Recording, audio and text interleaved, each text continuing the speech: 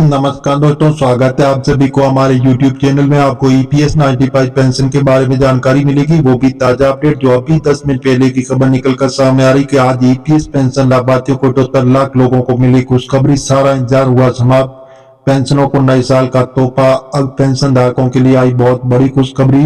हो चुका बहुत बड़ा बदलाव। ईपीएफओ पेंशन भोगियों के लिए बड़ा अपडेट आ चुका है कि अब नए साल 2025 की शुरुआत में ईपीएफओ पेंशन के लिए शानदार खबर के साथ हो रही है।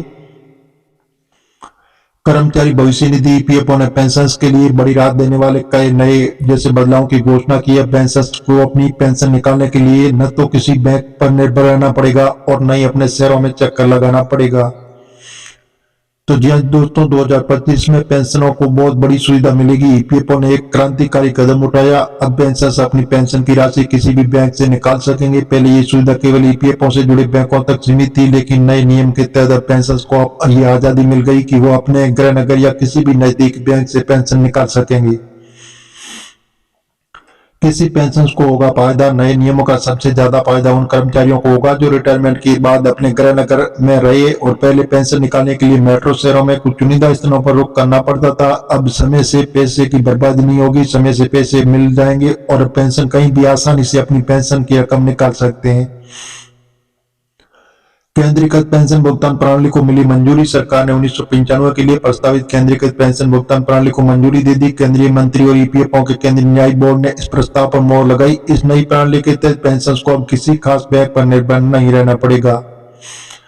ईपीएफओ पेंशन निकालने की प्रक्रिया होगी आसान। ईपीएफओ से जुड़े कर्मचारियों के पास 10 साल या उससे ज्यादा समय तक एक यूनिवर्सल अकाउंट नंबर यूएन रहता है। रिटायरमेंट के बाद इस खाते से उनकी पेंशन की राशि हर महीने काटी जाती है, लेकिन अब पेंशन निकालने की प्रक्रिया को और बेहद आसान बना दिया गया है। पेंशन अब अपने गृह नगर या किसी भी बैंक शाखा से पेंशन निकालेंगे और पहले की इस सुविधा की कमी के कारण उन्हें कई बार शहरों का चक्कर लगाना पड़ता था। अब बढ़ाया 7% बढ़ा दिया गया है, जो 4% डीए का भी नए साल पर सरकारी कर्मचारियों के लिए बड़ी खुशखबरी। एटीएम से भी निकाल सकेंगे ईपीएफओ की रकम। ईपीएफओ जल्दी एक बड़ा बदलाव करने जा रहा है। इसके तहत कर्मचारी अपने नौकरी के दौरान भी बैंक के एटीएम से डेबिट कार्ड के जरिए अपनी ईपीएफओ की रकम निकाल सकेंगे। हालांकि इस सुविधा को लागू होने में अभी थोड़ा समय लग सकता है, लेकिन माना जा रहा है कि बजट के बाद आप प्रक्रिया को और तेजी से लागू किया जाएगा। ईपीएफओ पेंशन में यह बदलाव क्यों जरूरी था? यह बदलाव पेंशन की सुविधा को ध्यान में रखते हुए किया कि पहले पेंशन को अपने केवल कुछ खास बैंकों से ही पेंशन निकालने की अनुमति थी, जिससे भी उन्हें समस्याओं का सामना करना पड़ता था। नए नियम के तहत न केवल पेंशन निकालने की प्रक्रिया और आसान हो गई, बल्कि पेंशन को अपने गृह नगर से ही सुविधा मिलेगी। पेंशन के लिए नई शुरुआत। ईपीएफओ ने इन बदलावों से पेंशन के जीवन को और सरल सुविधाजनक बना दिया और यह कदम केवल समय की बचत करेगा, बल्कि पेंशन के जीवन में आत्मनिर्भरता भी लाएगा। नए साल में इन बदलावों के साथ ईपीएफओ में पेंशन को और अधिक सुविधा मिलेगी। पेंशन के लिए नया साल सच में खुशियों से भरा हुआ है।